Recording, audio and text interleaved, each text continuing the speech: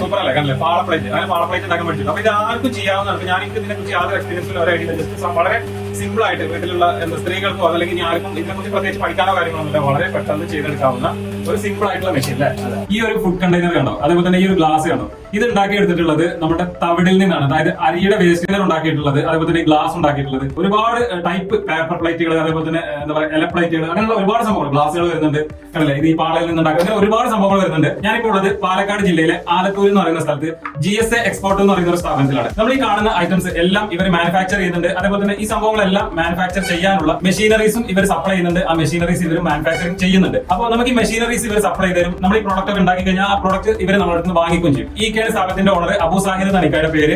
GSA exports എന്നാണ് ഈ സ്ഥാപനത്തിന്റെ പേര്. ശേഷം ഓക്കെ, ഇതിൽ ഏതായിട്ടാണ് ഫസ്റ്റ് എടുക്കാൻ എനിക്കറിയില്ല. ഇതൊക്കെ നമുക്ക് ഏതായിട്ടാണ് ഫസ്റ്റ് കണ്ടതിന് കാണിക്കാൻ നമുക്ക് സാധാരണ പാള പ്ലേറ്റിൽ ചെയ്ത ഒരു ബിരിയാണി, പാള പ്ലേറ്റിൽ ചെയ്ത ബിരിയാണി കണ്ടത്.